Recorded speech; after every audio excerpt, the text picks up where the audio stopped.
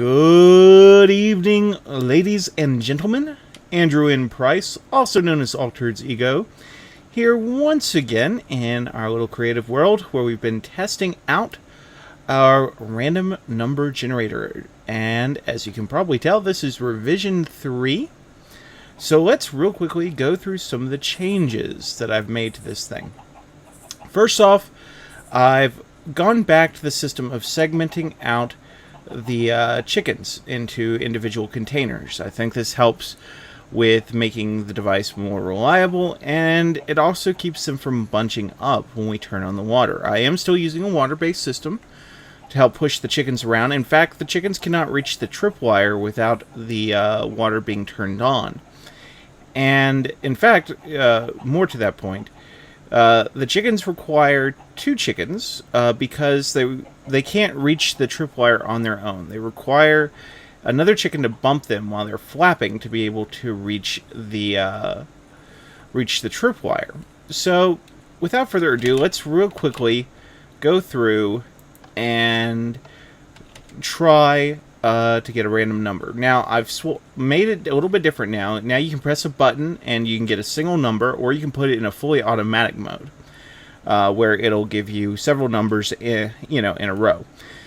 Now, I will say that this is not really a truly random device. The chickens seem to go into different modes of their AI, which seems to affect things. So a lot of times if the chickens go in a mode that causes them to jump more or puts them in the corners, they tend to have an easier time hitting the tripwire. And so that can affect things.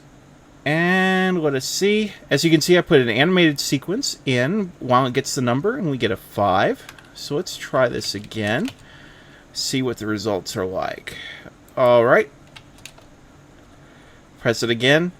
It does sometimes take it a second to get a read, but you can see like that one right there. I think in the 4 container jumped. Yeah. And hit the tripwire, and that's what triggers the device. Now, it's pretty much the same type of design that we saw earlier. I did add these here, which basically limits the inputs. It's trying to keep it from jamming the device. But other than that, it's pretty much similar. Other than obviously, I added a little animated sequence while it waits for the number to be read and some things like that. Although right now I'm using 2 timing circuits on the left and the right here to control the overall speed of the device. And let me go ahead and real quickly put it in full auto mode so you can kind of see that. Because when it is in full auto mode, it does seem to get results a lot more quickly. So you'll get several in a row, which is kind of nice. So let's see. We get a 6. Overall, I'm pretty happy with this device. To be honest, when I first started this project, I didn't have too much of an interest in random numbers because I don't quite understand how Matt Snare, who is the person that was working on this initially, was planning on using it. But to me, I guess it just seemed like it didn't seem all that functional.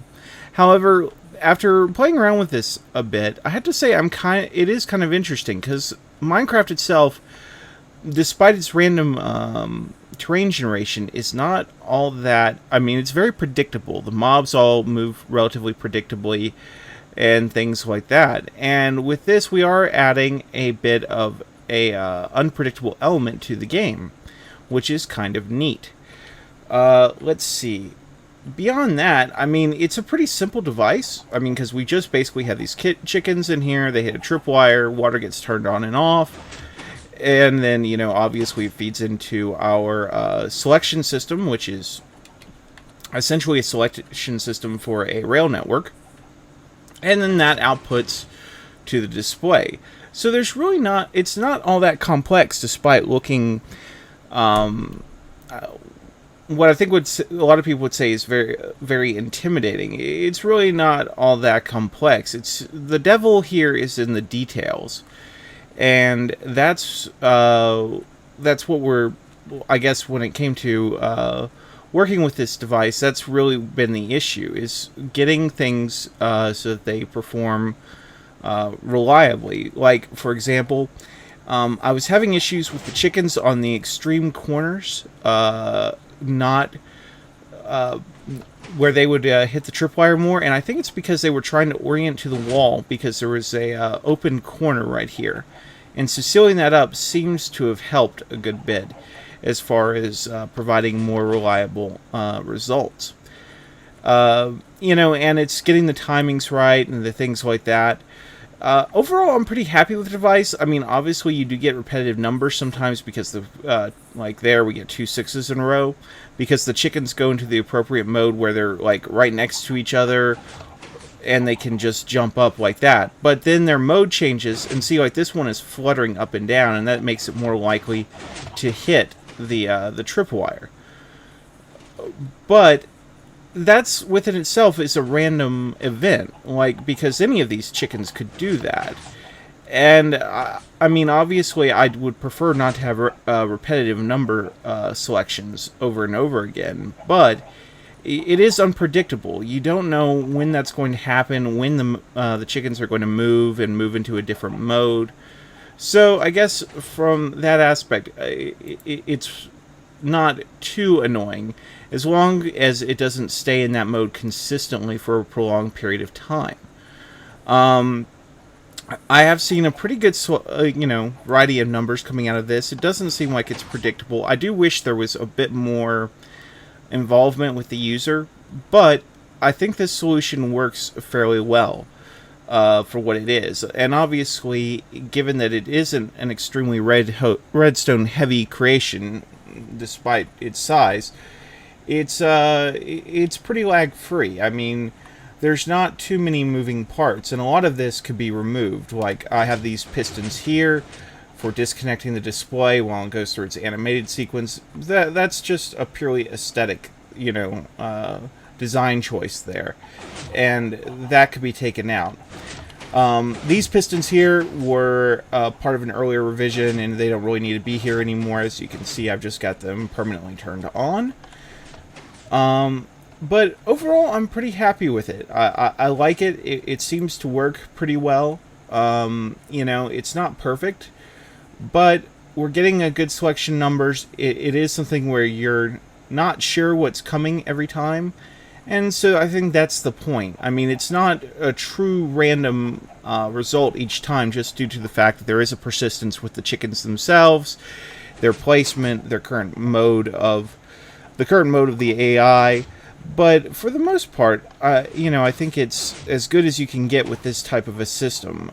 I mean, I could probably do some things to make it so the chickens moved, but I think that would overcomplicate the system. In fact, that's why we have the water there. It's to ensure that they move each time to at least a somewhat different location.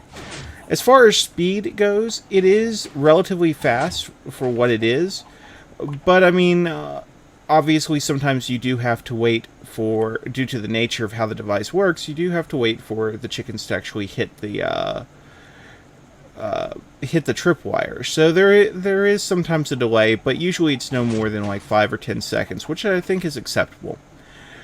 So, I mean, I think this is probably as far as I'm going to take this device. I can't really see a reason for going too much further with it, but I do have to say I really enjoyed working on this one. This was something that I probably wouldn't have done if it hadn't been for Matt Sarah mentioning to me about this particular design idea, and it's been a challenge. It's like I said, it's still not perfect, but I think it's pretty good for what it is. Obviously, I went back to the redstone display simply because it's faster, I think, and less prone to failure. Plus, I can do animated sequences and things with that pretty easily, and it doesn't require much in the way of... I don't have to lag the device any, or I guess impede the device's speed of operation too much to get that in there. So, I guess hopefully you found this video interesting. I don't believe anyone else has done this, not that I've seen anyways. I think it's kind of an interesting take on this. I mean, it may not be the most ideal sequence or ideal design for this, but for someone that isn't necessarily looking to get into a ton of redstone to get some sort of randomness into their redstone devices, I think it's kind of an interesting approach. So once again, this is Andrew and Price saying good night and good gaming. Thanks for watching. Bye.